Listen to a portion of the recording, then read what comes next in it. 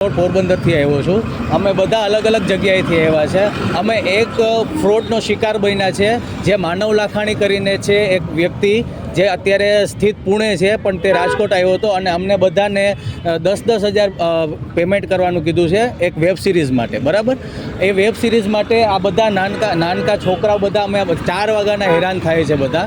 આ બધાને તમે જોઈ લો, બરાબર, બધાને તમે જોઈ લો। આ બધા ભોગ બનેલા છે, બધીએ 10-10 હજાર ભર્યા છે અને બધી હેરાન થાય છે।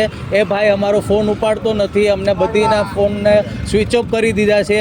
અને જેટલા પણ ગ્રુપમાં છે, અહીંયાથી છે, રાજકોટથી છે, અમદાવાદથી છે, સુરતથી છે, બધા સાથે આ એક જ ફ્રોડ કરેલો છે, બરાબર। અને ટોટલ 80 વ્યક્તિ છે, 8 લાખ રૂપિયાનો ફ્રોડ કર્યો છે।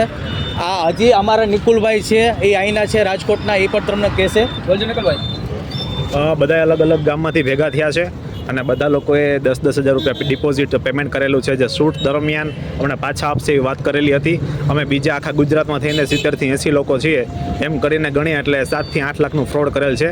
અને આ ભાઈનું નામ છે માનવ લાખાણી, જે હાલ પુણે બાજુ છે અને છે રાજકોટનો ભાઈ છે। મારું નામ કુંજલ સિંગાડા છે, હું રાજકોટથી છું। મારો સન મોડલ ને એક્ટર છે, એટલે અમે બધા ફેશન શોમાં અને જતા આવતા હોય ત્યાં 2 વર્ષ પહેલાં આ માનવ લાખાણી નામનો યુવક, જે અંદાજે 20થી 25 વર્ષની એની એજ છે, અમને મળેલા અને 2-3 મહિના પહેલાં એણે અમને લોભામણી સ્કીમ જેવું આપ્યું કે હું એક વેબ સિરીઝ ચાલુ કરવાનો છું, તમારે અત્યારે ડિપોઝિટ પેટે 7થી 10 હજાર જેવું બધા પાસેથી લીધું છે અને પછી હું 6 એપિસોડ શૂટ કરવાનો છું। પર એપિસોડ અમને સામે ફીઝ આપવાના હતા અને આ ફીઝ એણે અમારી પાસેથી ડિપોઝિટ પેટે લીધી હતી કે અમે લોનાવાલા જઈશું એટલે અમને આપી દેશે। 4-5 વાર ડેટ ચેન્જ થઈ, આજની ડેટ લાસ્ટ ફાઇનલ હતી। સવારે 5 વાગે બધાને અહીંયા ગ્રીનલેન્ડ ચોકડી રાજકોટ આવવાનું હતું, બધા 4 વાગ્યાના આવેલા હતા। નાના અમારા બાળકો સાથે અમે બધા સવારના આવેલા હતા અને અમે અહીંયા એની બસની વેઇટ કરતા હતા, તો એ વારે ફોનમાં એટલો જ જવાબ દેતા હતા, હમણાં બસ આવે છે, હમણાં બસ આવે છે, 10 મિનિટ 15 મિનિટ 10 મિનિટ જવાબ દેતા હતા અને પછી ફોન સ્વિચ ઓફ કરી નાખ્યો। પાછો થોડી વાર એણે ફોન ચાલુ કર્યો અને 12 વાગે આવશે બસ એવો ટાઈમ આપ્યો અને અત્યારે 12-1 વાગવા આવ્યા છતાંય તે હજી સુધી એની બસ નથી।